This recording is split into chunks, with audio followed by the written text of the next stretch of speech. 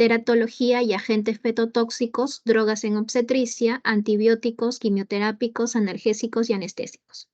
Bien, los compañeros que vamos a exponer somos Campuzano, Albeniz, Carazas Lisset, Cárdenas Catherine, Carrizo Luis, Casas Rosario y Chinchay Jocelyn. Bien, entre las mujeres con un embarazo establecido, las encuestas estiman que entre el 21 y el 33% toman medicamentos psicotrópicos, aunque estos medicamentos a menudo son necesarios para controlar una enfermedad psiquiátrica anterior o que surge durante el embarazo. La farmacoterapia conlleva a riesgos de malformaciones estructurales, complicaciones del embarazo, toxicidad neonatal y abstinencia y efectos adversos en el desarrollo fetal.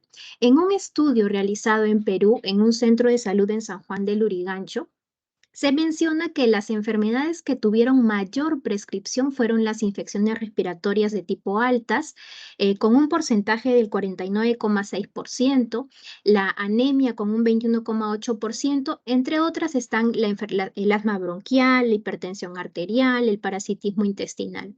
Y los fármacos más usados son los propios del desarrollo prenatal, el toxoide tetánico, el fumarato ferroso, el ácido ascórbico, el ácido fólico, también el dimenidrato, como por ejemplo para tratar las náuseas, entre otros fármacos. Entonces, dicho esto, vamos a ver cuán importante es saber la teratología o los agentes fetotóxicos en el desarrollo embrionario o en la gestante. El contenido que vamos a mencionar a continuación va a ser, ¿no? Ya lo mencioné, la teratología y agentes fetotóxicos, las drogas en obstetricia, los antibióticos, quimioterápicos, analgésicos y anestésicos. A continuación, yo me voy a encargar del primer punto, que es la teratología y agentes fetotóxicos. La teratología se refiere al estudio de los defectos en el nacimiento, del nacimiento y su etiología. Esta va a ser derivada de la palabra griega que es teratos, que significa monstruo. Además, también es importante hacer algunas definiciones. Un teratógeno puede definirse como cualquier agente que actúa durante el desarrollo embrionario o fetal para producir una alteración permanente de la forma o de la función. Además, también los teratógenos son factores que pueden alterar el desarrollo intrauterino normal del crecimiento fetal, las estructuras anatómicas, el funcionamiento físico y el desarrollo postnatal. Esto va a depender de las exposiciones ambientales, los trastornos médicos maternos, los agentes infecciosos y algunas condiciones genéticas. Es por eso que algunos mencionan que existen agentes específicos, como por ejemplo tenemos los agentes químicos, como los medicamentos, los sedantes, los tranquilizantes, los antineoplásicos, anticonvulsivantes, el alcohol u otras sustancias. Tenemos los factores o agentes físicos o ambientales, como una radiación, hipertermia, factores mecánicos. Tenemos también los agentes metabólicos, que por ejemplo se presentan durante el embarazo o pueden ser propios que ya vienen con la gestante, como la diabetes o que se presente la fenilcetonuria. También algunos agentes biológicos como los virus, en el caso del virus de la rubiola, el herpes simple, la varicela zóster, la sífilis, el toxoplasma. Entonces, un teratógeno puede ser cualquiera de esos agentes que van a generar el daño en el desarrollo embrionario o fetal. Además, tenemos algunos conceptos como por ejemplo el adégeno. El adégeno es un agente que interviene en la maduración y en la función del órgano, y el trofógeno, que viene a ser el que va a alterar, el crecimiento.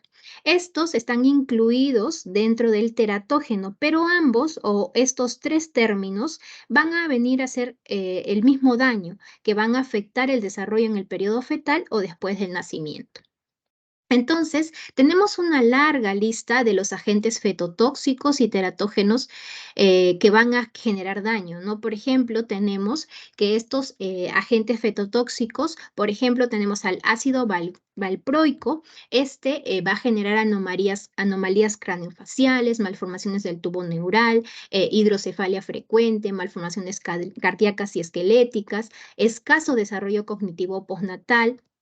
Tenemos también algunos andrógenos o progestágenos, que estos van a generar un grado variable de masculinización en el feto femenino, los genitales externos ambiguos, como por ejemplo la hipertrofia de clítoris. También está el alcohol, que puede generar retraso mental y del crecimiento, microcefalia, diversas malformaciones de la cara y del tronco, algunos anticoagulantes que también pueden generar alteraciones esqueléticas, generan manos anchas con dedos cortos, hipoplasia nasal, alteración en ojos y sistema nervioso central, ¿no? En el sistema nervioso central, perdón. Estos son algunos de los agentes fetotóxicos y teratógenos que van a causar daño, por lo que hay una larga lista que a lo largo de la exposición, valga la redundancia, vamos a ir describiendo cuál es el daño y cómo es el efecto o cuál va a ser la consecuencia de consumir estos fármacos o estas sustancias. Los principios para determinar que un agente sea teratógeno o genere teratogenicidad son 6 mencionados en algunas literaturas, pero 3 van a ser los más importantes. ¿Cuáles son? El defecto que ha sido completamente caracterizado, el agente debe atravesar la placenta y la exposición debe ocurrir durante un periodo crítico del desarrollo. Entonces, el primer principio es que el defecto ha sido completamente caracterizado. ¿Qué quiere decir esto? Que este defecto va a ser determinado por un genetista o un dismorfólogo, o ya sea por una ecografía genética, porque van a existir varios factores genéticos y ambientales que pueden producir algunas anomalías similares. El siguiente principio es que el agente debe atravesar la placenta. Generalmente, casi todos los medicamentos atraviesan la placenta. El transporte debe ser de cantidad suficiente para influir de manera directa en el desarrollo embrionario o fetal o para alterar el metabolismo materno o el metabolismo placentario, que va a generar un efecto indirecto.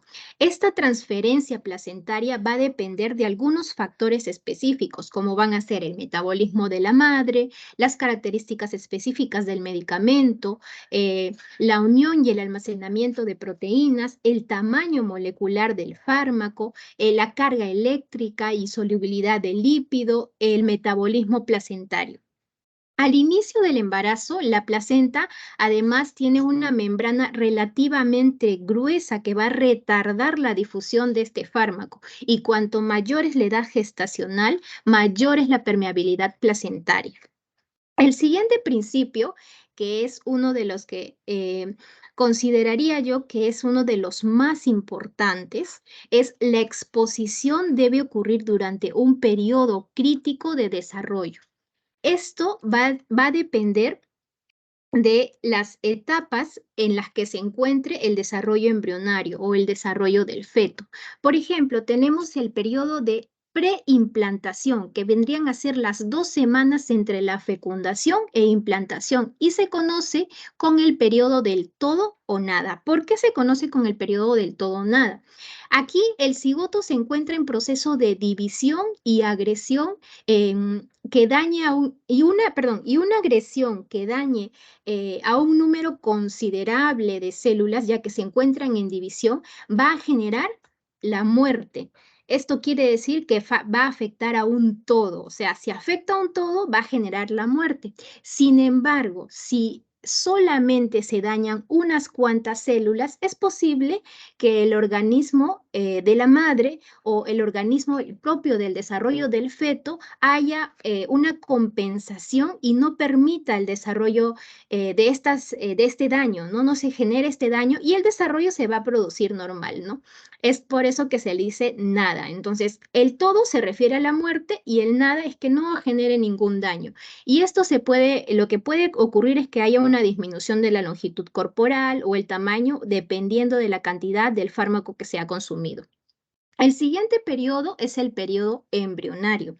Este va a comprender desde la segunda hasta la octava semana posterior a la fecundación. Aquí en esta etapa, este va a ser el periodo más crucial o más importante con respecto a las malformaciones estructurales, porque aquí va a estar la organogénesis, ¿no? Y aquí se van a producir las principales malformaciones, como podemos ver a nivel del sistema nervioso central, se va a afectar en mayor proporción en el corazón, el oído, los ojos, las extremidades superiores e inferiores, el labio, los dientes, el paladar, los genitales externos.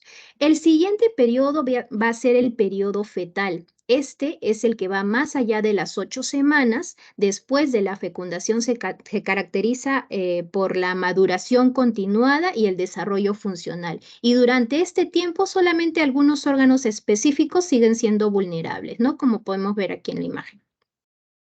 Entonces, esos son los tres principales principios que vamos digamos, a considerarlos los más importantes, pero existen otros principios que también se mencionan en las literaturas, ¿no? Como por ejemplo, que haya una posible asociación biológicamente tolerable. ¿Qué quiere decir? Que debido a los defectos del nacimiento y a la exposición a medicamentos, esto se puede presentar de manera común y puede estar relacionada de manera temporal, pero no necesariamente ser la causa del daño que se va a producir. El siguiente principio es que los hallazgos epidemiológicos deben ser consistentes.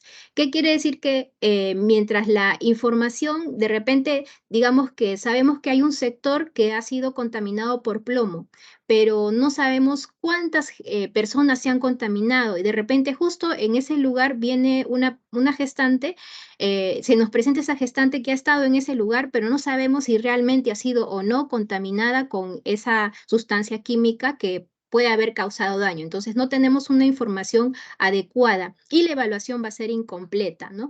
Entonces, los posibles factores que nos pueden confundir aquí es que las dosis variables, la terapia farmacológica concomitante, incluso que la gestante tenga enfermedades maternas comórbidas, como por ejemplo la gestación, perdón, la diabetes gestacional o la diabetes previa antes de quedar embarazada, hipertensión arterial. Y también pueden haber incluso variables familiares y ambientales que pueden influir en el desarrollo de estos defectos en nacimiento. El último principio que también se menciona es que el teratógeno sospechoso causa un defecto en estudios animales. Este principio o este criterio no es obligatorio, ya que se menciona que algunos fármacos, por ejemplo, pueden causar daño en las ratas, en los conejos, pero no han sido probados que en humanos, entonces no se sabe si van a generar daño o no. Puede ser que de repente un fármaco no haga daño a ratas, pero sí cuando se consuma en humanos va a hacer daño, ¿no? Entonces, por eso que se menciona que no es necesariamente un teratógeno sospechoso si es que ha sido usado en animales, ¿no? Y ha sido probado. Bueno, bien, entonces al momento de consumir el fármaco, lo importante también es considerar las modificaciones fisiológicas en el embarazo y sus consecuencias farmacológicas. Por ejemplo, tenemos que en el caso de la absorción, en el embarazo hay una disminución de la motilidad intestinal y una prolongación del tránsito por acción de la progesterona. Esto va a llevar a una mayor tasa de absorción del fármaco. A nivel respiratorio, en la gestación va a aumentar el flujo sanguíneo pulmonar y se produce una hiperventilación ocasionada por una taquipnia fisiológica, que es propio del embarazo, ¿no? Lo cual hace que los fármacos inhalatorios, por ejemplo, aumenten su absorción, ¿no? El efecto farmacocinético puede ser que haya un ligero retraso en la absorción o un aumento de la absorción. En cuanto a la distribución, en la gestante, por ejemplo, hay una disminución en las concentraciones máximas del fármaco y un retardo en su alimentación. Esto sucede, ¿por qué? Porque hay un aumento del volumen plasmático que origina una disminución de la concentración del fármaco que se administra, ¿no? Lo que va a generar es que la proteinuria fisiológica conduce a una hipoproteinemia, lo que lleva a una baja fijación a proteínas y de esta manera va a aumentar la fracción libre de los fármacos que finalmente van a activar la acción farmacológica y van a generar mayor toxicidad, ¿no? Por ejemplo, aquí lo que va a generar es, va a aumentar la forma activa del medicamento y va a aumentar su volumen de distribución. En cuanto al metabolismo, tenemos que, como bien sabemos, la progesterona es la que va a provocar una mayor actividad enzimática de los fármacos, la vida media y su acción disminuyen porque aumenta la velocidad del metabolismo, ¿no? Acá, por ejemplo, va a haber una modificación de los requerimientos necesarios. En cuanto a la eliminación, en la gestación aumenta el flujo plasmático renal, aumenta el filtrado glomerular, lo que va a llevar a una mayor excreción. Y este aumento de la cantidad del medicamento excretado resulta en una disminución de su concentración plasmática y de su vida media. Ya lo mencioné, las consecuencias teratogénicas, pero es importante recordar que en cada periodo va a haber digamos, una consecuencia mayor. Por ejemplo, ¿no? Que en las 2 semanas iniciales, que vendría a ser el periodo de implantación que lo acabo de mencionar hace un momento, el daño puede ser de todo o nada, ¿no? Por ejemplo, se puede producir la muerte del mismo, la muerte del feto o aborto consiguiente, ¿no? Y el aborto consiguiente. En el periodo de la segunda a la 10ª semana, que es el periodo del organogénesis, este es el de mayor riesgo y acá se van a producir las anomalías estructurales. Y el último, que es el periodo el último periodo, que es el periodo del desarrollo, acá es donde se pueden producir alteraciones en el crecimiento y el desarrollo funcional del feto. Entonces, para poder determinar qué fármacos o digamos qué fármacos son importantes de consumir o considerarlos al momento de prescribir un medicamento, tenemos una tabla que nos va a ayudar qué fármaco es seguro, ¿no? Sobre la seguridad de fármacos en el embarazo. Esta tabla ha sido establecida por la FDA, en la cual mencionan categorías para determinar la seguridad de un fármaco, ¿no? Por ejemplo, tenemos que la categoría A, está segura porque los estudios controlados no han demostrado riesgos. Acá los estudios en mujeres embarazadas no han mostrado riesgos de anomalías fetales si se administran durante el primer, segundo, tercer eh, trimestre del embarazo y la posibilidad del daño fetal parece remota, ¿no? Quiere decir que no genera daño, ¿no? Dentro de estos fármacos tenemos, por ejemplo, el ácido fólico, el hidróxido de aluminio, hidróxido de magnesio, el sulfato ferroso, la vitamina B1, B12. La vitamina A es categoría A, por ejemplo, pero en altas dosis puede generar la categoría X, ¿no? Que más adelante la voy a explicar. Luego seguimos con la categoría B. En la categoría B, acá no hay riesgos descritos para el feto humano. ¿Qué quiere decir? Que se han realizado estudios en animales, pero no se ha determinado que en humanos haya sido probado el daño, ¿no? Generalmente se va a aceptar el uso de estos medicamentos. Estos han sido realizados estudios de reproducción animal y no han revelado evidencia de la alteración a la fecundidad o daño del feto. Acá, por ejemplo, encontramos algunos antibióticos, están, por ejemplo, la amoxicilina, el ácido clavulánico, la ampicilina, las cefalosporinas, la eritromicina, clindamicina, clotrimazol, el metronidazol. Por ejemplo, en el caso del ketoprofeno, se puede considerar como categoría B en el primer y segundo trimestre y categoría D en el tercer trimestre. Luego tenemos la categoría C.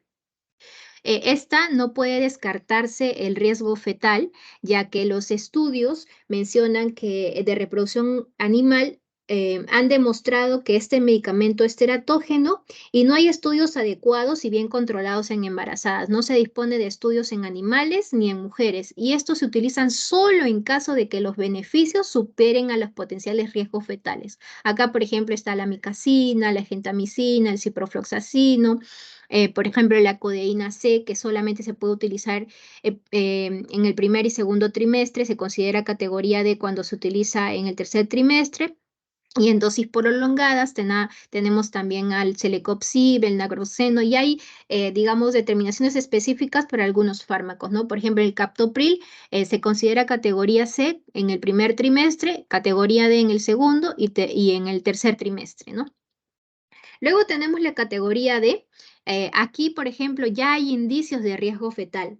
Este medicamento puede causar daño fetal cuando se administra a una mujer embarazada y si este medicamento se usa durante el embarazo o si una mujer queda embarazada mientras toma este medicamento, se le debe informar inmediatamente sobre el potencial riesgo que puede generar en el feto, ¿no? Esto, a veces los posibles beneficios del fármaco pueden ser aceptables a pesar del riesgo. Acá, por ejemplo, tenemos al alprazolam, al diazepam, a la carbamazepina, la streptomicina, la fenitoína y fenobarbital. Por último, tenemos lo de categoría X. Estos están totalmente contraindicados en el embarazo, tanto en los estudios de animales como en humanos. Han puesto evidencia de que hay riesgos para el feto que superan claramente el beneficio. Acá, por ejemplo, tenemos a la torvastatina, clomifeno, los anticonceptivos orales combinados, la hormonoterapia de reemplazo, el de desogestrel, entre otros, ¿no? Que pueden ser abortivos o pueden generar el daño que ya se ha sido explicado, ¿no? Algunos anticoagulantes tenemos acá, por ejemplo, la warfarina, ¿no? Entonces, es importante por esto saber, digamos, algunos consejos o algunas maneras de cómo administrar medicamentos. Algunas guías mencionan algunos términos especiales o principios especiales, principios generales de prescripción en el embarazo, ¿no? Como consejos para poder prescribir un medicamento, ¿no? Primero es reevaluar los fármacos consumidos con anterioridad en caso de confirmación del embarazo, ¿no? Si en caso de repente una paciente tiene ya una comorbilidad, hay que verificar si es que ese medicamento que está tomando o ha estado tomando le puede generar daño durante el desarrollo de la gestación. Considerar a toda mujer fértil como potencialmente embarazada en el momento de prescribir un fármaco. Es importante, por ejemplo, si una mujer joven de repente va a consumir algún medicamento porque tiene una comorbilidad o si de repente utiliza métodos anticonceptivos que a la larga pueden generar daño, entonces es importante considerar estos medicamentos para un futuro embarazo. Prescribir únicamente los fármacos estrictamente necesarios, no determinar bueno, a la persona que va a consumir el fármaco, hay que decirle que no tiene por qué consumir otros fármacos que no son necesarios, ¿no? Tratar de anular la automedicación. Evitar la prescripción de fármacos durante el primer trimestre de gestación siempre que sea posible, ¿no? Ya que hemos visto que durante ese tiempo hay bastante riesgo durante el desarrollo embrionario o el desarrollo fetal. Utilizar fármacos que tengan una experiencia constatada de seguridad. Podemos ayudarnos de las categorías para poder determinar un fármaco. En caso de no ser posible, hay que utilizar una alternativa farmacológica de menor riesgo, ¿no? Utilizar al menos la menor dosis eficaz durante el primer tiempo, durante el menor tiempo posible, ¿no? Evitar siempre que sea posible la polimedicación, ¿no? Hay que tratar de que no haya consumo de demasiados fármacos, porque como bien sabemos, hay fármacos que se potencian unos con otros, ¿no? Como sabemos bien en la farmacodinamia.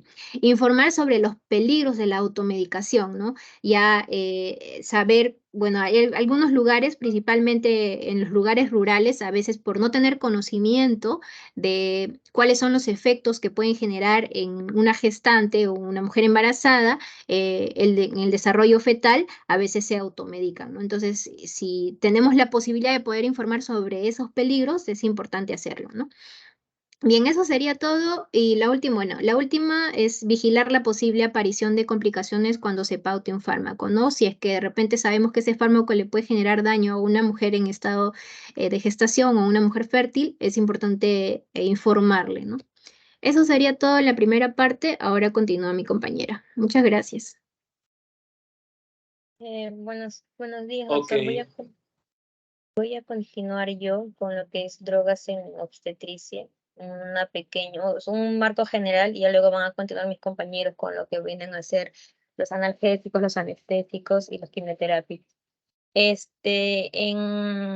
Con respecto a lo que van a ser las drogas en obstetricia, debemos pues considerar que actualmente el uso de medicamentos durante el embarazo es muy frecuente.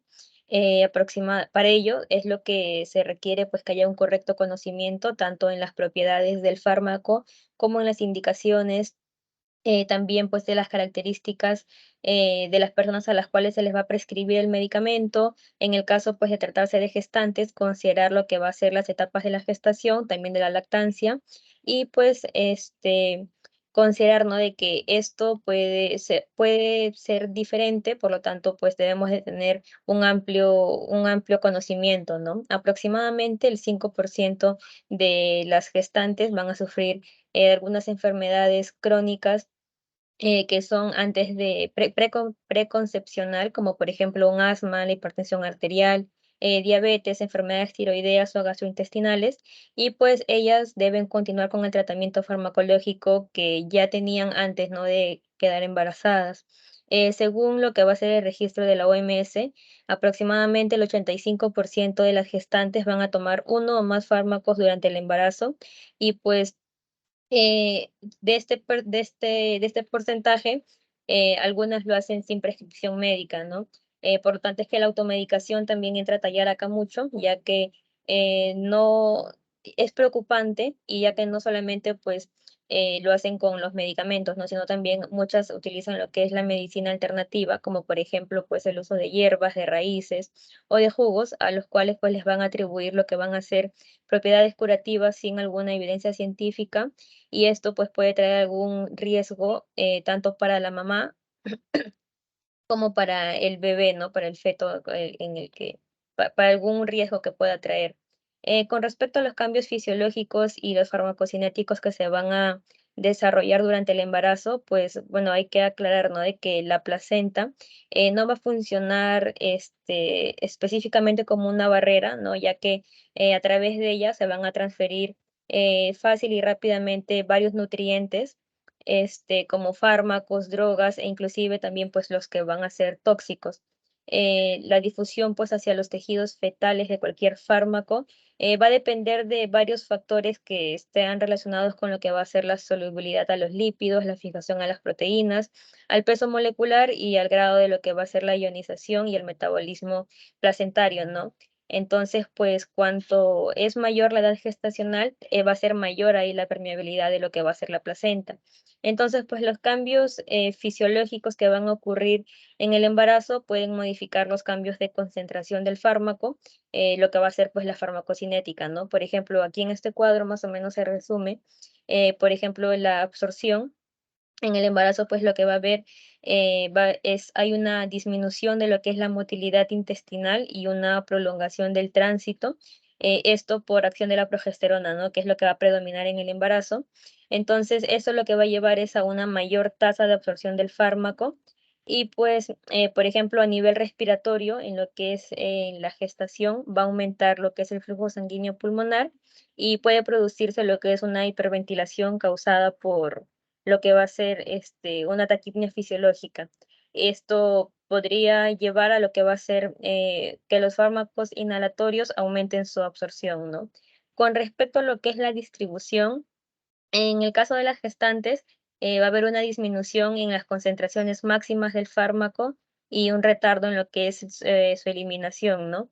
Esto se debe a que va a haber un mayor volumen plasmático que va a originar una disminución en lo que es la concentración del fármaco que se va a administrar. Con respecto al metabolismo, va a haber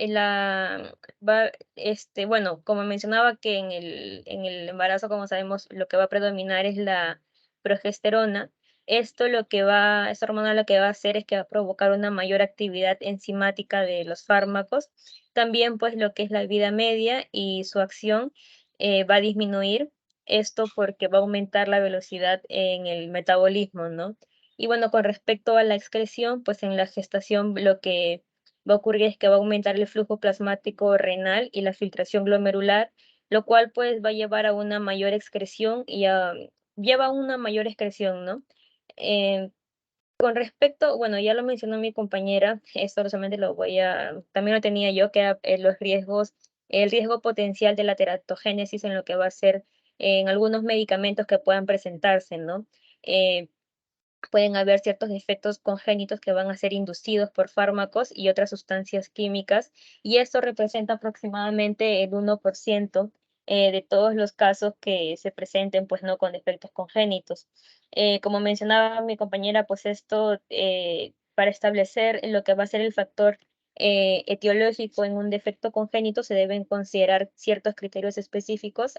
También menciono yo los mismos, los tres defectos el defecto congénito que debe caracterizarse por completo como producido por la droga, que la gente debe cruzar la placenta y debe hacerlo de manera suficiente para poder influir de manera directa en lo que va a ser el desarrollo fetal. Y pues por último, lo que va a ser la exposición a la droga. esta pues debe ocurrir en un periodo importante del desarrollo, ¿no? Ya no lo voy a mencionar esto más a fondo porque ya lo hizo mi compañera de lo que es pues en el periodo preimplantacional, en el periodo de organogénesis o en el periodo fetal. Si es que ocurre en cualquiera de estos tres, pues puede presentarse un daño, un daño o pueden presentarse alteraciones morfológicas, ¿no? Que pueden ser importantes tanto para el crecimiento y para el desarrollo funcional del feto o del bebé. Bueno, también la misma clasificación que esta, pues, esta clasificación lo realiza la FDA, pues lo que va a asignar son categorías de riesgo de embarazo a todos los fármacos que se encuentren disponibles. Esto es con la finalidad, pues, ¿no?, de poder orientar al médico en lo que es su decisión de usar fármacos para una gestante, ¿no? Y esto nace también a raíz, pues, ¿no?, de lo que ocurrió con lo que es la talidomida, ¿no? La tragedia que ocurrió, entonces es por ello que la FDA crea este cuadro o estas categorías, ¿no? Igual, como ya mencionó, pues tenemos a la categoría A, la categoría B, la categoría C, la D y la X, en las cuales pues en todas, perdón, vamos a poder tener su seguridad, bueno, la descripción y los fármacos de uso frecuente, ¿no? Los que se encuentran en la categoría A son los que no tienen, en los estudios no se han demostrado riesgos, y como por ejemplo, pues no lo que se suele administrar, como el ácido fólico, el hidróxido de aluminio, el sulfato ferroso, las vitaminas, no más que todos los suplementos vitamínicos que la mayoría o todas las gestantes lo consumen, ¿no? En la categoría B es que no hay riesgos descritos para el feto humano. Y aquí podemos encontrar, pues, ¿no?, la amoxicilina más el ácido clavulánico, la ampicilina, las cefalosporinas, clotrimazol, metronidazol, entre otros medicamentos que ya han sido mencionados. En lo que es la categoría C, es cuando no puede descartarse un riesgo fetal, pero sí, pues, ¿no? En estudios en animales sí se han mostrado efectos secundarios, ¿no? Y aquí también tenemos a un amplio grupo, como va a ser la micacina, la gentamicina, ciprofloxacino, claritromicina, el dextrometorfano, la dexametasona y entre otros medicamentos, ¿no? En la categoría D son los que tienen indicios de riesgo fetal, y acá, pues, sí, ¿no? Tenemos principalmente a lo que va a ser el alprazolam, el diazepam, la carbamazepina, la streptomicina, la fenitoína y el fenobarbital, que estas ya son aplicados, bueno, también los voy a mencionar más adelante. En la categoría X, estos sí son como se decía, los que están contraindicados en el embarazo, ya que se han mostrado que tiene efectos no secundarios tanto en estudios en animales como en estudios en humanos.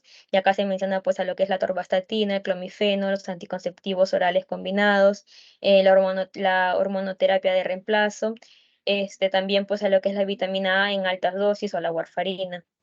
Entonces, con lo que respecta a lo que es la medicación específica del embarazo, yo lo voy a hablar así esto de manera general, ya luego lo van a especificar mis compañeros. Por ejemplo, en el caso de lo que va a ser la anemia y los estados carenciales, para esto, pues no hay riesgos para el feto con la ingesta de hierro, pero lo que se debe considerar es que su administración en el primer trimestre no es tan necesaria debido a que en este periodo no van a aumentar o no es significativo por las necesidades fisiológicas, ¿no? Siguen siendo, digamos, del mismo modo, ¿no? Para la madre. Ya luego de ello, sí se debe administrar suplementos, esto en una dosis de 30 a 60 miligramos. Con respecto a lo que van a ser a las patologías digestivas, como por ejemplo las náuseas y vómitos, bueno, para esto lo que más se ha recomendado es lo que es la doxilamina, que esto se suele indicar en combinación con lo que es la piridoxina para el tratamiento inicial de las náuseas del embarazo. Si es que en caso, pues, las náuseas y los vómitos persisten, se pueden agregar otros medicamentos como lo que es la difenhidramina o lo que es la meclicina. Estos se pueden agregar a lo que es la doxilamina más la piridoxina, ¿no? Ya, si los síntomas aún así no mejoran, se puede agregar lo que van a ser los antagonistas de la dopamina, como es la metoclopramida, por ejemplo, y bueno, estos medicamentos, como lo que es la metoclopramida, la doxilamina, son seguros durante el primer trimestre del embarazo, ¿no? Pero bueno, el que más se suele usar es el dimetilinato para lo que van a ser las náuseas y los vómitos del embarazo. Con respecto a lo que va a ser el reflujo gastrointestinal, principalmente para esta patología lo que se va a recomendar es hacer cambios o modificar lo que es el estilo de vida, no, por ejemplo, lo que van a hacer ingerir comidas ligeras, evitar las grasas, los picantes, el café, no acostarse inmediatamente luego de ingerir alimentos. Y si ya con estas medidas no mejora el cuadro, ahí ya pues se va a pasar a lo que va a ser un tratamiento farmacológico, en lo cual pues principalmente va a constar pues no de lo que van a ser los antiácidos, ya sean el hidróxido de magnesio y de aluminio, el sucralfato o el almagato, que van a ser las primeras alternativas, pero pese a que es, digamos, la primera línea, la primera alternativa, estos no se van a recomendar usarlos durante los 3 primeros meses y tampoco pues por un tiempo prolongado, ¿no? También acá en lo que va a ser el reflujo, también uno de los medicamentos que son seguros puede ser la ranitidina y el omeprazol. En cuanto a lo que es el estreñimiento, el tratamiento de lo que es en primera elección, se va a tener pues también manera a manera de lo que va a ser el estilo de vida, cambiar aumentando lo que van a ser, la fibra dietética y los líquidos, y pues ya luego tenemos a lo que van a ser el uso de laxantes, como por ejemplo el hidróxido de magnesio, la lactulosa o el bisacodilo, que estos pues tienen un buen perfil de seguridad, debido a que su absorción va a ser mínima. En cuanto a lo que es la diarrea aguda, aquí en este caso, eh, se van a tomar igual medidas generales, como lo que van a ser, pues, una hidratación o una dieta apropiada. Y bueno, hablando de terapia farmacológica, pues, se menciona aquí lo que es la loperamida, que, esta se puede recomendar, o sea, no es teratogénica esta, pero en estudios con animales sí se han mostrado algunos efectos, ¿no? En humanos no, pero sí en estudios con animales. Así que, puede ser un poco confuso, digamos, ¿no? La administración de este medicamento. En cuanto a lo que van a ser la terapia con antibióticos, no suele ser tan necesaria, ya que su etiología mayormente es viral y esta, pues, suele autolimitarse, ¿no? En cuanto a las infecciones, para los antibióticos, van a tener un buen perfil de seguridad, lo que van a ser, pues, las cefalosporinas, las penicilinas, la eritromicina, la citromicina y la clindamina.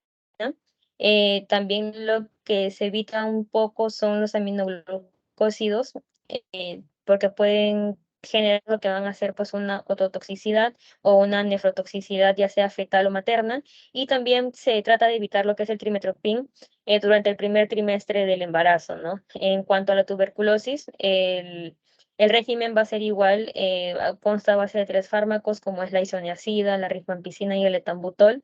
Y para lo que es la tuberculosis, en el caso de las gestantes, está contraindicado lo que es la streptomicina y la kanamicina.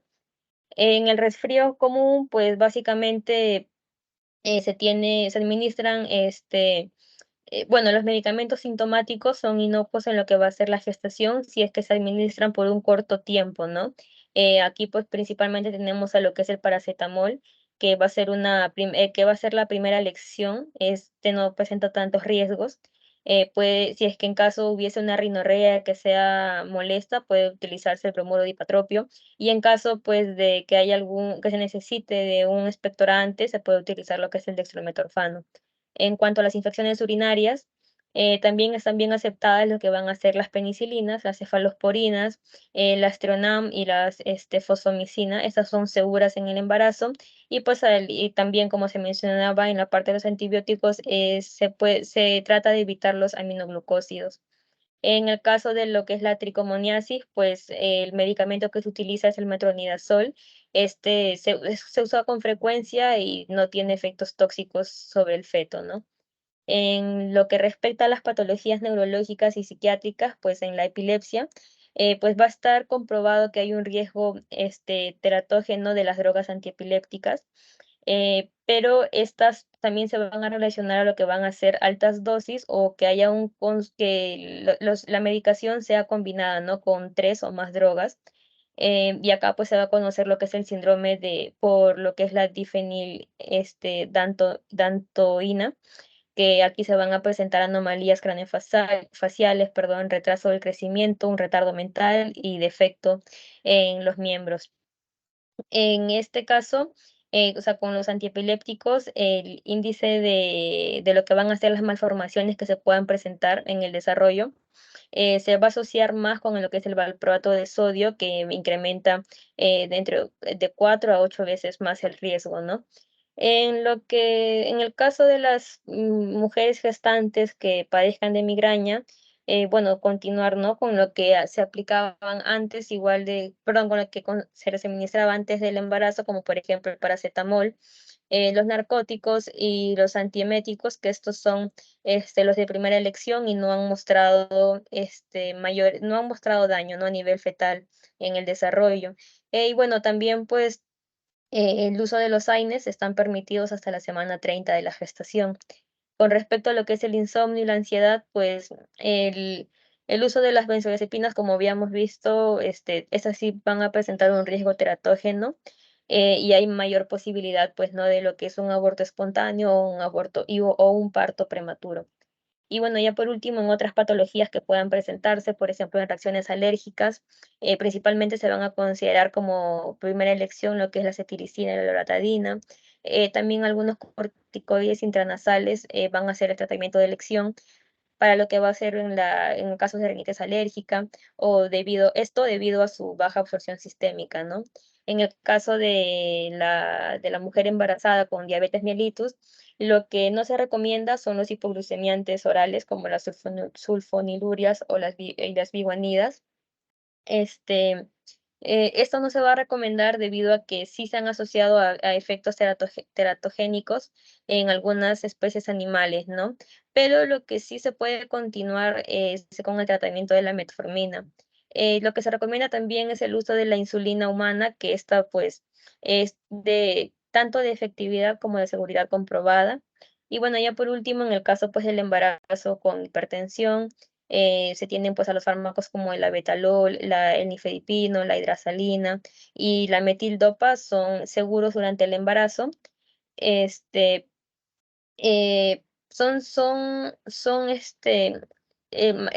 Principalmente el metildopa se debería considerar ya que este es un medicamento que es suave y tiene un inicio de acción lento, ¿no?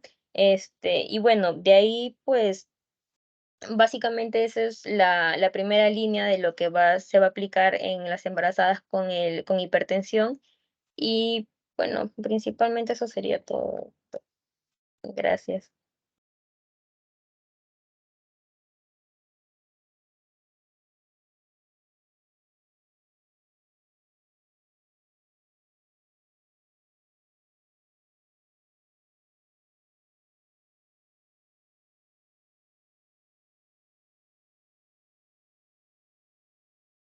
Bueno, continuando con el seminario, vamos a hacer acerca, así se ve la pantalla, ¿verdad?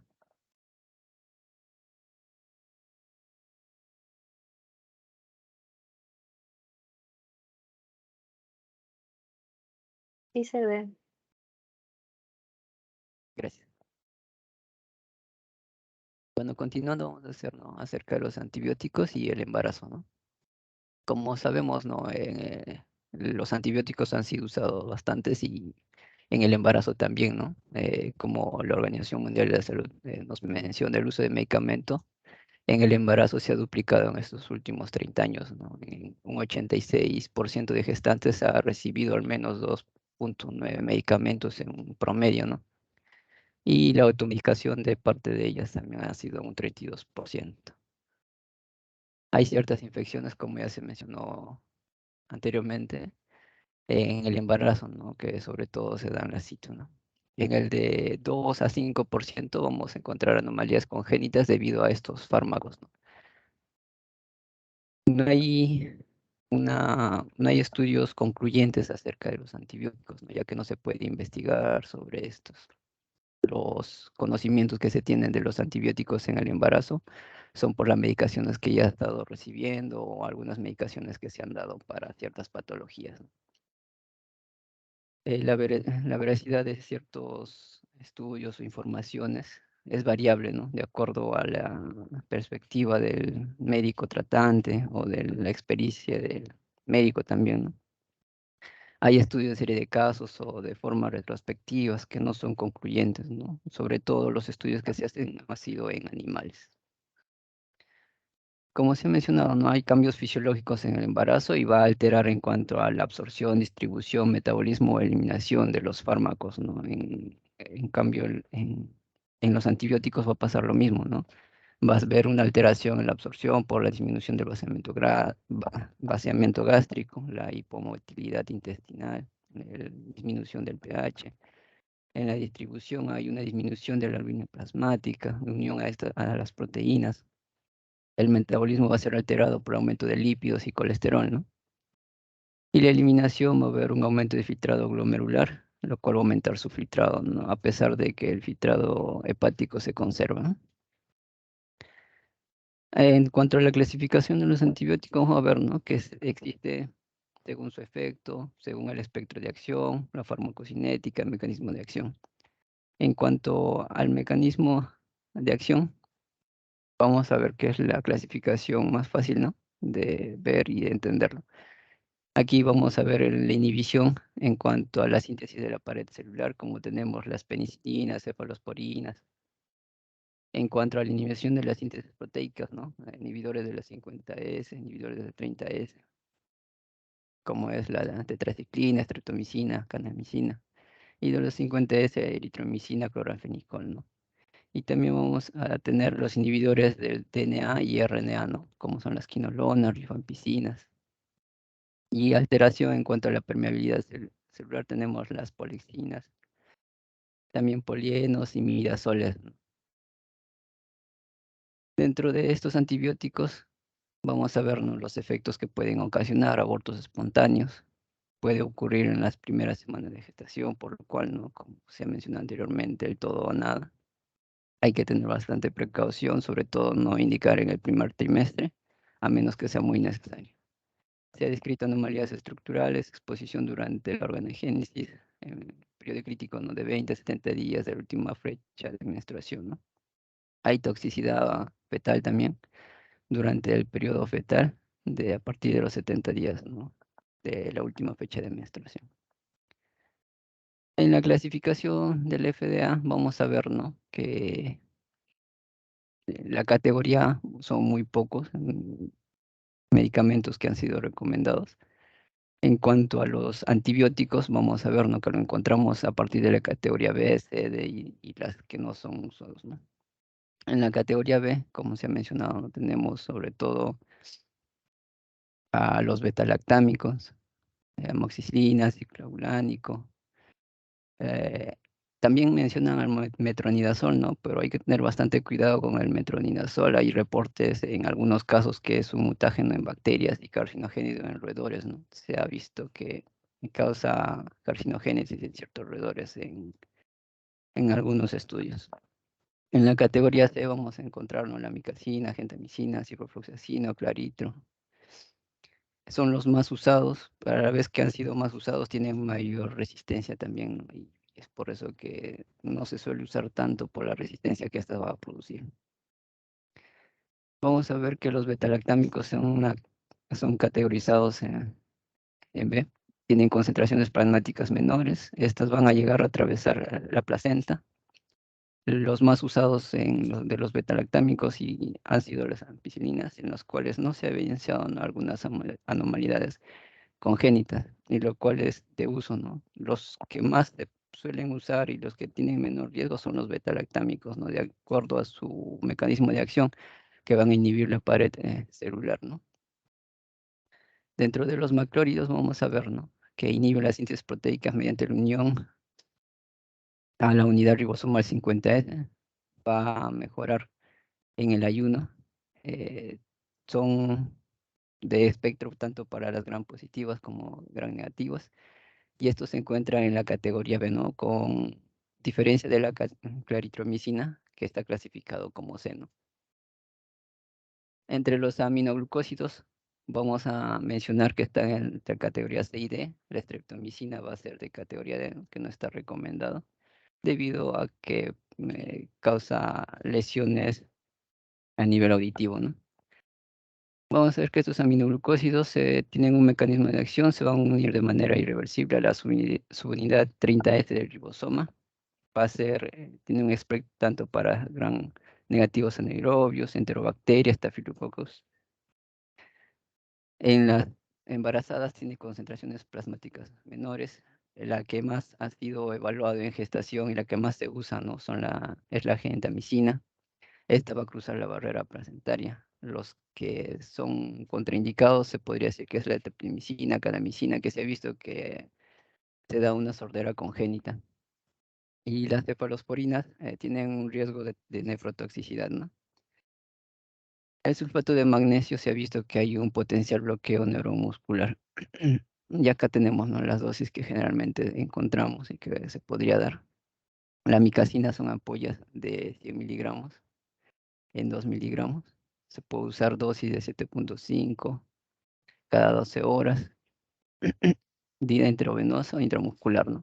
La gentamicina, 1 miligramo por gramo. Hay ampollas de 20 miligramos a 2 gramos.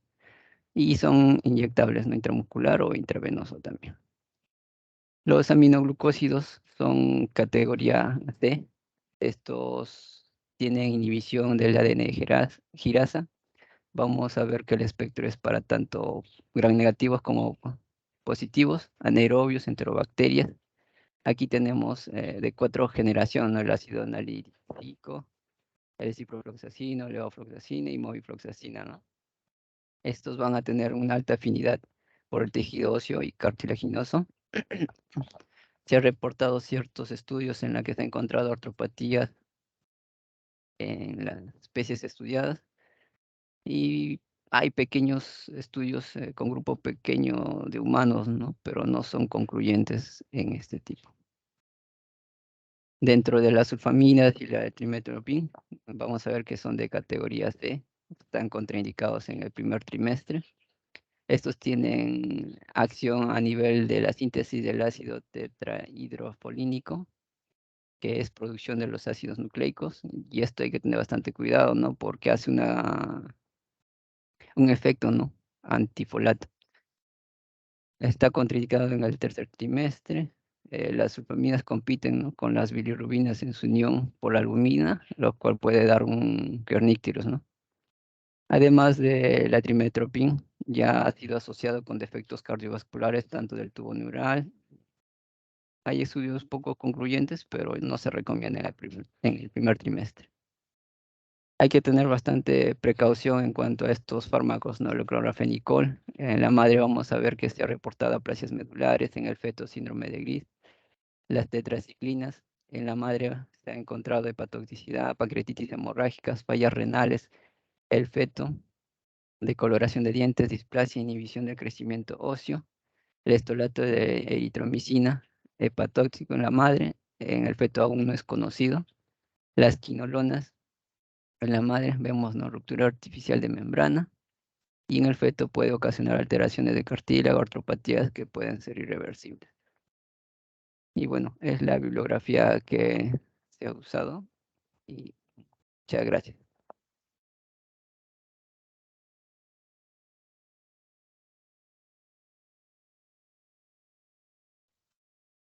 Buenas tardes, doctor. Vamos a continuar con lo que son los quimioterápicos.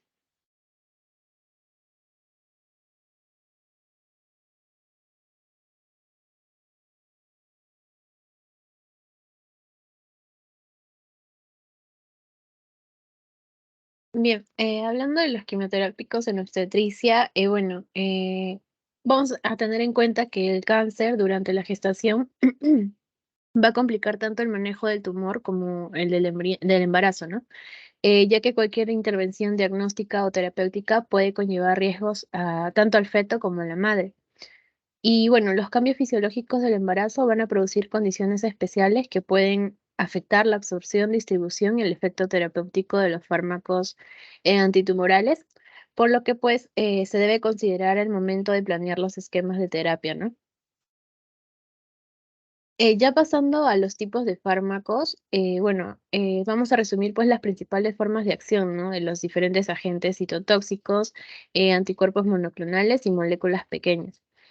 Entre los antineoplásticos más frecuentes usados en oncología van a estar los que son los agentes alquilantes, los antimetabolitos y los productos naturales, además también de los agentes biológicos. Pasando a lo que son los agentes alquilantes, bueno, van a formar estos enlaces covalentes entre sus grupos alquilo y las moléculas nucleofílicas del ADN y pueden reaccionar con grupos fosfato y alquilar bases de ARN.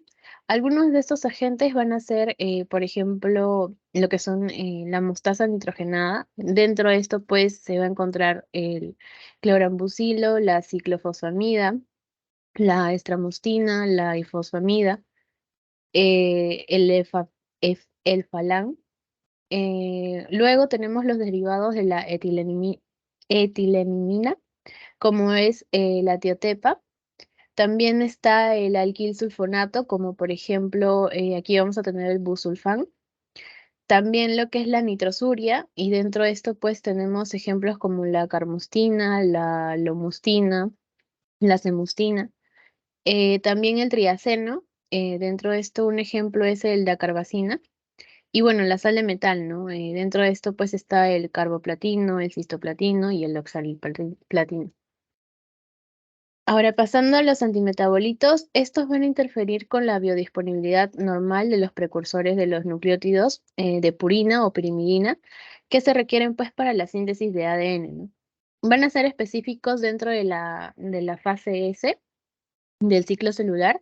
Y bueno, entre sus funciones también está lo que es inhibir directamente las enzimas necesarias para la síntesis de ADN, también lo que es incorporar compuestos en el ADN, inhibir la difosfolato reductasa y bloquear lo que es la producción de N-metil tetrahidrofolato, lo cual pues va a ser necesario para la síntesis de ácido timidílico. Y bueno, para esta síntesis y también para la síntesis de las purinas, ¿no? Dentro de esto vamos a tener la siguiente división, que bueno, va a estar los antagonistas de ácido folínico. Dentro de esto va a estar el metrotexato, lo que es la ratitrexat y el trimitexato. También tenemos los análogos de pirimidina, por ejemplo, lo que es la capecitabina, la citarabina y la fluroxidina. Y también lo que es el 5-fluorouracilo. Otra de dentro de la visión, otro ejemplo son los inhibidores de ribonucleótido, reductasa, y bueno, dentro de esto pues está la hidroxiuria. Y por último, los análogos de purina, que dentro de estos pues se encuentra mercaptopurina, la tioguanina, pentostatina, entre otros. Ahora, pasando a los productos naturales, van a haber 6 tipos. Vamos a tener primero el alcaloide de la vinca, que pues este actúa inhibiendo la polimerización de los microtúbulos. Y algunos de estos pues tenemos como ejemplo la vinblastina, la vincristina, la vindecina. Luego vamos a tener el antimicrotúbulo, que este va a actuar impidiendo lo que es la despolimerización de los microtúbulos, ¿no? Por ejemplo, el docetaxel y el paclitaxel. Luego, lo que son los inhibidores de la topoisomerasa 1. Aquí, por ejemplo, vamos a tener al irinotecan, que bueno, va a impedir pues que se desarrolle el ADN, ¿no? Y va a formar un complejo ADNasa QT y disminuye pues la rapidez de la síntesis del ADN. Luego, lo que son los inhibidores de topoisomerasa 2.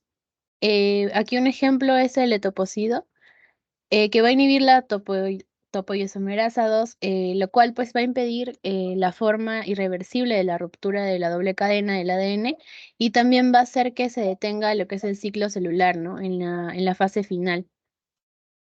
También lo que son los antibióticos antitumorales, como lo que es la bleomicina, la doxorubicina también, la mintomicina. Y bueno, estos tienen un distinto mecanismo de acción porque van a generar un estrés oxidativo sobre el ADN y también van a incidir en lo que es la formación de los radicales libres. Y luego, por último, lo que son las enzimas, pues entre las cuales vamos a tener como ejemplo la asparaginasa, que bueno, lleva a la L-esparaginasa, la cual va a servir de base para producir proteínas, además de que también la hidrolizan en el ácido aspartico y amonio, y bueno, en su ausencia va a haber una inhibición de ADN y ARN. En cuanto a los agentes biológicos, vamos a tener dos tipos, que van a ser los anticuerpos monoclonales, como el trastuzumab o el bevacizumab, y bueno, los cuales van a actuar pues selectivamente sobre los receptores del factor de crecimiento epidérmico, ¿no? También sobre el factor de crecimiento vascular endotelial y la CD20. Además que también vamos a tener las moléculas pequeñas, las cuales van a inhibir pues el TK contra el factor de crecimiento epidérmico, ¿no? Entre ellas, un ejemplo, vamos a tener al erlotinib. Ahora, pasando a lo que es la farmacología de la quimioterapia durante el embarazo, bueno, aquí las principales modificaciones en la farmacocinética de los antineoplásicos van a estar relacionadas con algunos cambios fisiológicos durante el embarazo, ¿no? Por ejemplo, lo que es la motilidad gastrointestinal alterada, que va a producir una disminución de las concentraciones máximas de los fármacos y un aumento de vida media. Aparte, también va a existir una expansión del volumen plasmático de un 50%, una alteración en la disponibilidad del medicamento por el incremento de las proteínas plasmáticas y a su vez también una caída de la albúmina. Además, que la creación de un tercer espacio farmacológico, que en este caso sería el líquido amniótico, va a incrementar lo que es la toxicidad y la oxidación hepática y el flujo sanguíneo renal van a estar elevados también, por lo que pues se va a modificar el metabolismo y también lo que es la excreción de las drogas. Y otro cambio fisiológico que se da también es que, pues, en casi todos los agentes citotóxicos se va a tener un peso molecular menor a 600 kilodalton, ¿no? Por lo que estos van a atravesar, pues, la barrera placentaria y van a alcanzar lo que es la circulación fetal. Además, pues, que los medicamentos que atraviesan con mayor facilidad la placenta son los no ionizados de bajo peso molecular, los de elevada liposolubilidad y los que también están débilmente unidos a las proteínas plasmáticas. Entonces se va a tener pues que el hígado fetal inmaduro es capaz de metabolizar sustratos por oxidación, mientras que vamos a tener que el riñón elimina pues estas sustancias, ¿no? Por lo que una sustancia secretada en el líquido amniótico puede ser ingurgitada por el feto y también reabsorbida en el tracto digestivo, lo cual pues va a aumentar los efectos indeseables de estas sustancias. En cuanto a los efectos adversos sobre el feto, el empleo de quimioterapia en el embarazo es cada vez más frecuente y se van a usar distintos regímenes de droga, ¿no? La seguridad en el empleo de la quimioterapia durante la gestación no es fácil de determinar, ya que hay protocolos que se diseñan para pacientes no gestantes, ¿no? Y además cada agente puede influir de una distinta forma sobre el desarrollo del embarazo y puede tener una diferente potencia teratogénica. Van a haber riesgos que tienen pues el feto sometido ante la administración de terapia citotóxica que se van a correlacionar directamente con la edad gestacional y el tiempo de exposición in útero a esos riesgos, ¿no? Y van a existir pues tres fases con diferentes riesgos para el feto. La primera corresponde a lo que es el periodo anterior a la implantación y abarca las primeras 2 semanas de la gestación. Esto pues se conoce como el periodo de todo o nada, ¿no? Donde el cigoto se encuentra en proceso de división y una agresión que daña un número considerable de células va a conllevar a un alto riesgo de aborto. Además que la incidencia de aborto espontáneo entre las mujeres que no son tratadas con quimioterápicos va a ser cercana al 3%, ¿no? Mientras que la incidencia aumenta del 10 al 20% en aquellas mujeres que sí reciben quimioterapia. La segunda fase es durante el periodo embrionario, que bueno, se extiende desde la segunda a la octava semana de gestación, cuando ya se está realizando lo que es la organogénesis y por lo tanto, pues se pueden producir malformaciones estructurales. La incidencia de malformaciones fetales con la administración de quimioterapia ha sido reportada en un 12.7%, entonces pues se calcula un riesgo teratogénico del 10% con monoterapia, mientras que es con lo que es la poliquimioterapia un 20%. Y por último, el tercero, que es la maduración y el desarrollo funcional, van a continuar pues a partir de las 8 semanas de gestación y durante el periodo fetal. Aquí la aplicación de medicamentos antineoplásicos se relacionan con una restricción en el crecimiento intrauterino y también lo que es el bajo peso al nacer, ¿no? Hasta en un 40%. Ahora, los quimioterapéuticos van a provocar también lesiones genéticas en las células somáticas, las cuales pues son expuestas como rupturas cromosómicas, traslocaciones de lesiones, mutaciones genéticas, y por este motivo pues la quimioterapia está contraindicada en el primer trimestre. Pero vamos a tener que durante el segundo y tercer trimestre, bueno, la organogénesis ya está completa, con excepción pues del sistema nervioso central y las gónadas, ¿no?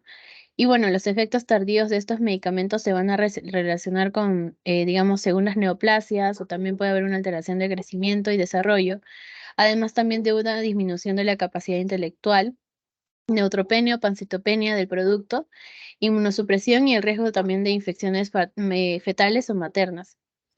Además, bueno, se dice en el artículo que encontré que se documentó que el posible riesgo de malformación fetal por el uso de múltiples fármacos antitumorales, los agentes quimioterápicos van a ser capaces de cruzar la placenta, ¿no?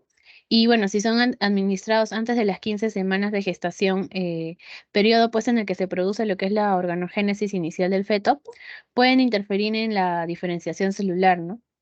Y en este periodo, las malformaciones fetales están asociadas a quimioterapias, van de un 2,7 al 17% en contraste con la proporción usual de la malformación en la población general, ¿no?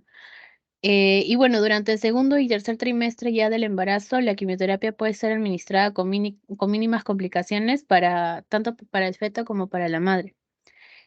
En lo que respecta a los distintos tipos de drogas, vamos a tener que el 5-fluorouracilo, la ciclofosfamida y la doxorubicina van a ser bastante seguros durante el segundo y tercer trimestre. También se ha sugerido que los taxanos, dentro de esto pues está el docetaxel y el placitaxel, sean administrados durante el segundo o tercer trimestre, no han producido efectos secundarios sobre el feto. Y bueno, ya la administración de quimioterapia debe interrumpirse 3 semanas antes del parto, ¿no? Esto pues para evitar las complicaciones de neutropenia y trombopenia inducidas por estas drogas, tanto en la madre como en el feto. Además también por la excreción de la leche materna, ¿no? Deberá esto contraindicarse en la lactancia.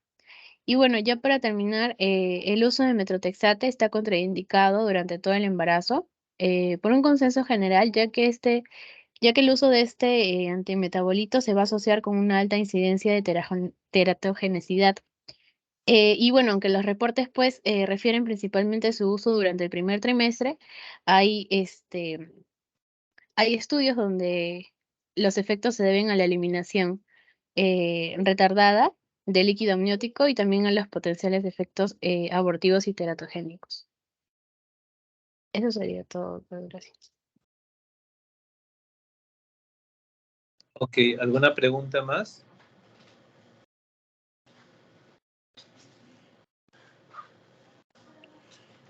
¿Hay alguna duda sobre el tema?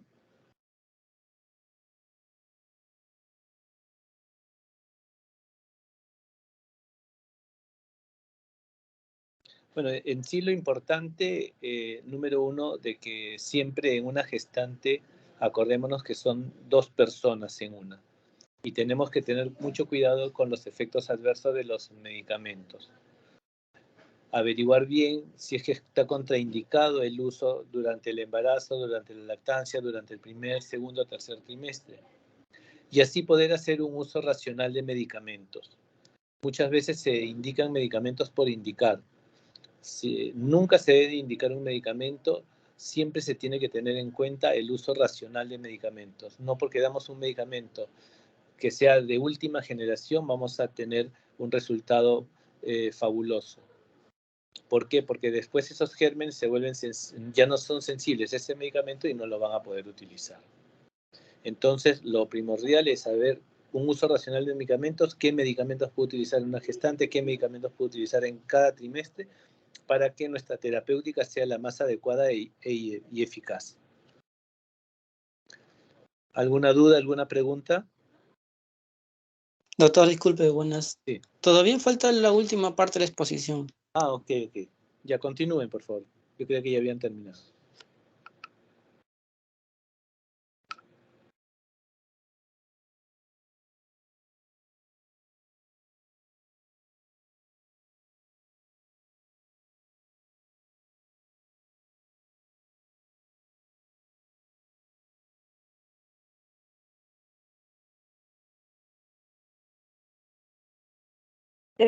Buenas tardes, doctor. Buenas tardes, compañeros. Mi nombre es Catherine Cárdenas Melo y hablaré sobre el uso de los analgésicos que se usa durante el embarazo, ¿no? Es importante conocer qué analgésico se va a administrar en la paciente gestante, ya que hay muchos defectos que puede acarrear el uso de estos y sobre todo cuando son automedicados, ¿no? Siguiente, por favor.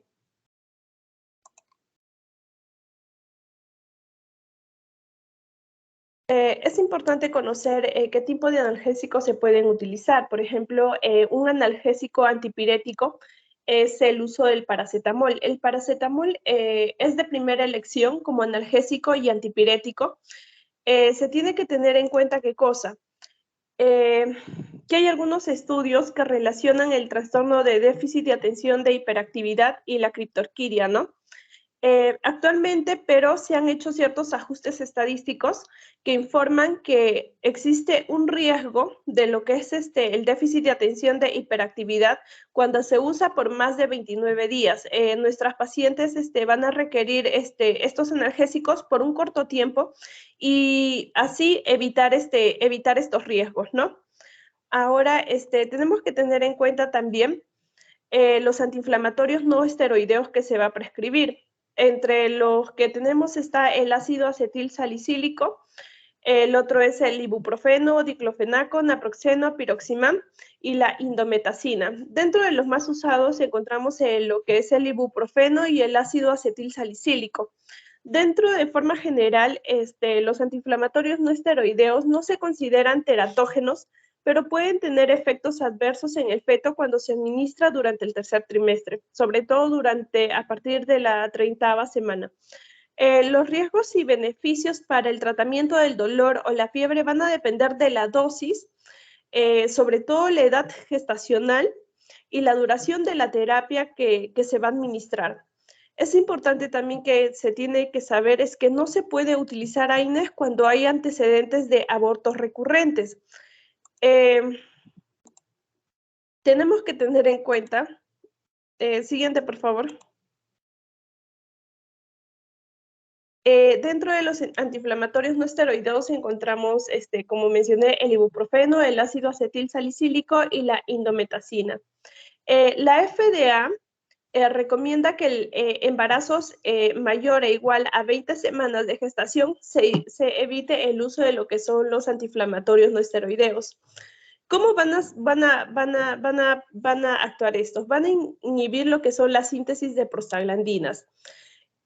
Durante el primer trimestre, el ibuprofeno y el ácido acetil salicílico no es un factor de riesgo para lo que son defectos congénitos, pero en gestantes avanzadas, sobre todo a partir de la 30ª semana, la indometacina causa constricción del conducto arterioso fetal y sobre todo lo que es la hipertensión pulmonar consecuente, ¿no?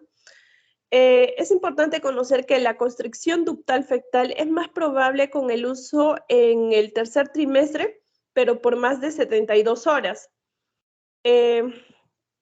El fármaco también puede disminuir la producción de orina fetal y el volumen de líquido amniótico, ¿no? Y esto puede producir daños en el feto. Siguiente, por favor.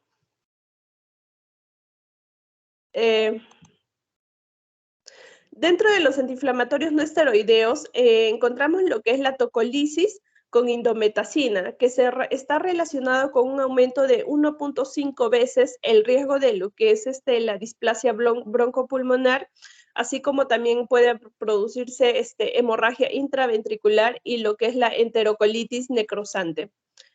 Si se requiere los antiinflamatorios por más de 48 horas, se tiene que considerar lo que es una ecografía del líquido amniótico. También es importante conocer que los oligohidramnios se resuelven 6 días después de suspender lo que son los antiinflamatorios, pero hay ciertos casos en que se ha observado que hay lactantes que han muerto por insuficiencia renal con el uso de estos antiinflamatorios, ¿no? Siguiente, por favor. Dentro de lo que es el uso del ácido acetil salicílico, se tiene que hacer una dosis baja, que tiene que ser como un máximo de 100 miligramos al día, y esto va a conferir, si es más del 100, va a conferir un mayor riesgo de constricción del conducto arterioso y nos da resultados adversos para lo que es el lactante, ¿no? Sin embargo, como otros antiinflamatorios, se tiene que evitar el uso de dosis alta del ácido acetil salicílico, sobre todo en el tercer trimestre. Eso sería todo. Muchas gracias.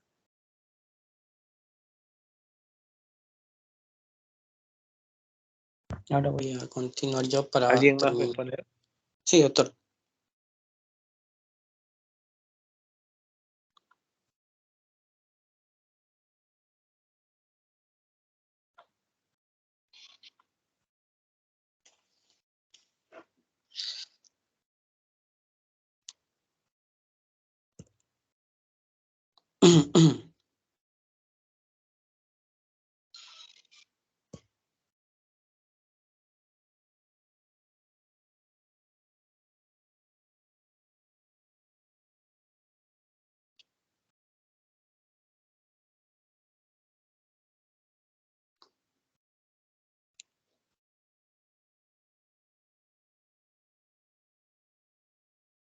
Bien, vamos a continuar.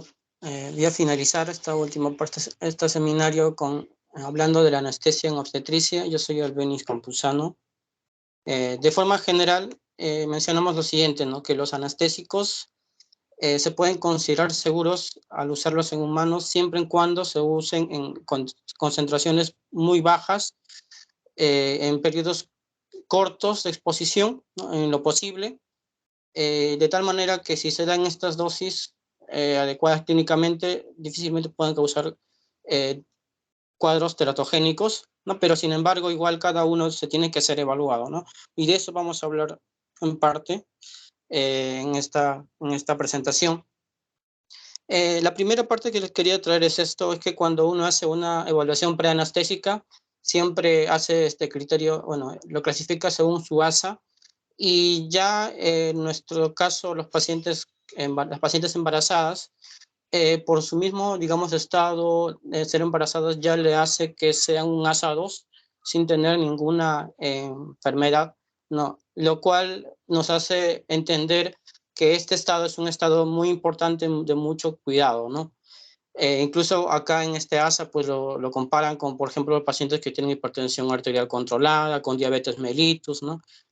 Sobre todo para hacernos entender la importancia, ¿no? Del cuidado que se debe tener en pacientes embarazadas. Ok. Entonces, también sabemos que los pacientes embarazadas tienen cambios fisiológicos importantes y que muchos de estos cambios van a ser repercutidos sobre todo en la parte de anestesia. Por ejemplo, cambios a nivel sistema cardiovascular. Por ejemplo, los pacientes suelen cursar con una hipotensión normalmente, disminución de la resistencia vascular sistémica, pérdida de la autorregulación de la vasculatura uterina, compresión aorta cava a partir de las semanas 18 o 20, aumento del volumen sanguíneo, el gasto cardíaco, hemodilución, hipercoagulabilidad, que son causas que, bueno, que son, ya lo hemos estado revisando en otras clases, pero esto es importante porque, por ejemplo, a nivel anestésico podemos tener un aumento de incidencia de hipotensión tras una anestesia general o espinal. Además, el flujo uterino va a depender de la presión arterial materna, debe mantenerse una normotensión.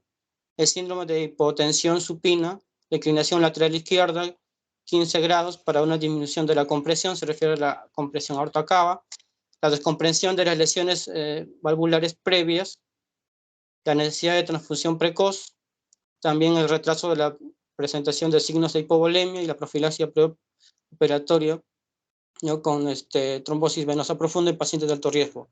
Esos son en relación a los cambios del sistema cardiovascular, pero también hay cambios como, por ejemplo, en el sistema respiratorio y las vías aéreas, que, por ejemplo, aquí hay un aumento de la demanda de oxígeno, un aumento del volumen por minuto, incremento de los tejidos blandos en cuello, peso, tamaño mamario, aumento del grado de Mayapati, sobre todo Mayapati para la evaluación anestésica, conforme progresa la gestación. Hay aumento de edemas en vías aéreas, cuerdas vocales, aumento de la vascularización de las mucosas. Y las implicancias son las siguientes, ¿no? Hay una tendencia a hipoxemia, tiene que haber una preoxigenación cuidadosamente, una inducción inhalatoria tiene que ser mucho más rápida, la dificultad de ventilación con máscara facial, laringoscopia o intubación. Hay un riesgo de sangrado con la intubación también. A nivel digestivo, en los cambios fisiológicos tenemos una disminución del tono del esfínter esofágico inferior, enlentecimiento del vaciado gástrico y acidez aumentada. Esto es importante porque cuando hablamos de una evaluación anestésica se debe considerar toda gestante como paciente con estómago lleno. Entonces tratamos de hacer una inducción rápida, una profilaxis antiácida importantísimo, una broncoaspiración si es necesario preoperatoria a partir de la semana 16. Entonces todo esto de acá nos hace entender que hay que tener un bastante cuidado sobre todo, ¿no? La anestésica. Bueno, y ahora en la siguiente diapositiva les voy a mostrar cuáles algunos anestésicos usados en obstetricia. Por ejemplo, tenemos el propofol, el tiopental o el etomidato, que según el FFDA, ya nos explicaron los compañeros anteriores, está en categoría B y C. La ketamina está en categoría B y la ketamina aumenta el tono uterino, pudiendo afectar el flujo uteroplacentario y se suele usar en pacientes, incluso pacientes chocados, ¿no? La neostigmina, categoría C, aumenta el tono uterino, se administra de forma lenta y precedida de un anticolinérgico. Y por otro lado, el óxido nítrico no se aconseja evitar por sus efectos teratogénicos, que se ha visto en animales como en ratones, porque afecta a la síntesis del ADN, la inactivación de la enzima metionina sintetasa, teniendo en cuenta que su administración no es necesaria para la realización de una anestesia efectiva. En cuanto a los anestésicos locales, las dosis elevadas puede afectar en la mitosis celular y la embriogénesis en animales. En humanos, por ejemplo, la prilocaína, la ropivacaína son de categoría B. La prilocaína en dosis elevadas produce metallohemoglobinemia fetal. La bubicaína y la mepivacaína y la lidocaína son de categoría C. La cocaína, categoría X, produce microcefalia por alteraciones de los espermatozoides. En cuanto a los anestésicos inhalatorios, son de categoría C. En las dosis utilizadas en humanos no son teratogénicos. A una concentración mínima alveolar de 0,5% tiene un efecto tocolítico, al 1% aumenta el flujo sanguíneo uterino, pero en dosis mayores a 1% puede disminuir el flujo sanguíneo uterino por vasodilatación o hipotensión. Pero también tiene efectos de forma general sobre la neurotoxicidad fetal, ¿no? Porque hay una relación entre la neurotoxicidad fetal y la anestesia materna. Hay evidencia que nos dice que a nivel experimental en animales sugiere que hay agentes anestésicos que cuando se administran sobre la fase crítica del desarrollo cerebral pueden causar cambios neurodegenerativos y anormalidades del aprendizaje, ¿no? Esta fase le llaman, comparándolos con lo que se vio en roedores, ¿no? Sinaptogénesis, que como le mencioné es un fenómeno postnatal en roedores, a diferencia de que en los humanos esto empieza en el tercer trimestre y se extiende en los primeros años de vida. Los mecanismos que podrían causar neurotoxicidad fetal están, por ejemplo, la neurodegeneración apoptótica, la supresión de la neurogénesis, el deterioro de la formación de la sinapsis adecuada, la alteración de la formación de la espina dendrítica, la deformación actínica, la disfunción neuronal mitocondrial y la desregulación del calcio neuronal. Por esto es importante, sobre todo la prevención, incluso también hablamos acá de una prevención del parto prematuro y tener en cuenta bastante lo que es la técnica analgésica. Hay que evitar fármacos, como los he mostrado, porque algunos pueden producir hipertonía uterina, evitar factores que alteren el flujo sanguíneo uteroplacentario. Es recomendable administrar fármacos anestésicos con acción tocolítica en el preoperatorio, como los halogenados, la monitorización postoperatoria fetal obligada y continua de la frecuencia cardíaca fetal, las contracciones uterinas, para tratar de evitar riesgos potenciales.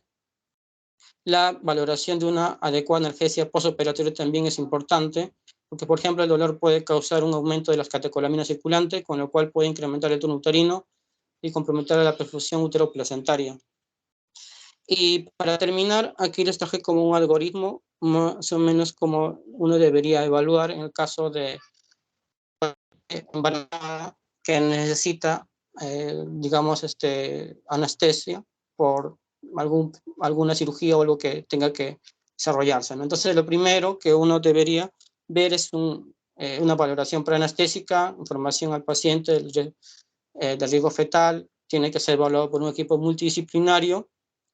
En la premedicación podemos sugerir ansiolíticos, la profilaxis antitrombínica, por ejemplo, heparinas de bajo peso molecular,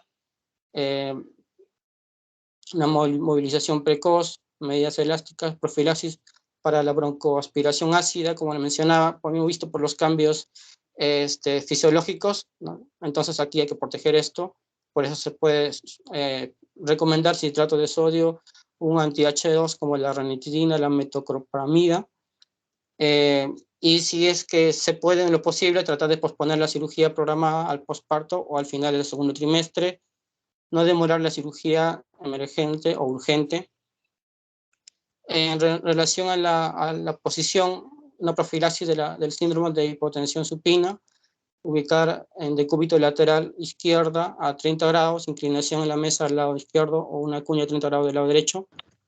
En relación a la parte de que podemos elegir, o anestesia general o anestesia regional, la recomendación principal es que sea anestesia regional siempre que sea posible, ¿no? ¿Por qué? Porque una paciente que se somete a anestesia regional va a tener menor riesgo de broncodilatación, broncoaspiración, perdón, menor exposición fetal a fármacos, mejor control del dolor postoperatorio, aunque claro, puede tener inconvenientes, como por ejemplo la hipotensión debido a bloqueo simpático, una sedación, y se necesitaría oxígeno suplementario. En esta parte es importante la monitorización materna adecuada, mantener la oxigenación, una normotensión, una normoglucemia, evitar la hipotensión como lo había mencionado, mantener el flujo uteroplacentario en valores adecuados, y la monitorización siempre importante, ¿no? Y si es que uno ya tomaría la decisión de hacer anestesia general, la importancia de una preoxigenación en la parte de la etapa de la inducción, y luego usar fármacos seguros que no sean teratogénicos. También en la profilaxis de broncodilatación podemos usar citrato de sodio o un anti-H2 como la ranitidina. La inducción, como le dije, empezando la exposición tiene que ser rápida, se tiene que considerar que el estómago esté lleno. En el caso de la intubación, se debería tratar de hacerlo con un tubo pequeño, ¿no? Porque ahí hemos visto los cambios, ¿no? Nos mostró en la parte inicial. También la parte de monitorización es importante, mantener la oxigenación, la normocapnia, la normotensión, la normorregulación, ¿no? La monitorización fetal también, y mantener el flujo sanguíneo uteroplacentario, ¿no? Luego, en los cuidados postoperatorios, continuar con la profilaxis de tromboembolia pulmonar. Recuerda que el paciente suele estar en un estado, digamos, de poco movimiento, entonces tiene que hacer profilaxis de todas maneras. Luego podemos sugerir algunos medicamentos, como dependiendo, ¿no?, la analgesia, por ejemplo, el paracetamol en el caso de dolor leve, ¿no? Y igual seguir evaluando el monitoreo fetal también, importante. Bueno, eso sería todo de mi parte. Gracias.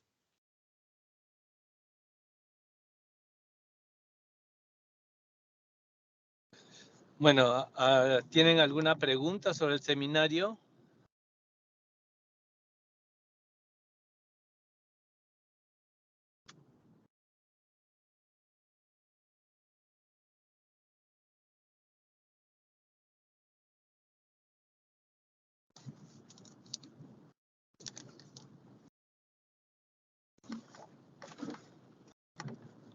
¿No hay preguntas?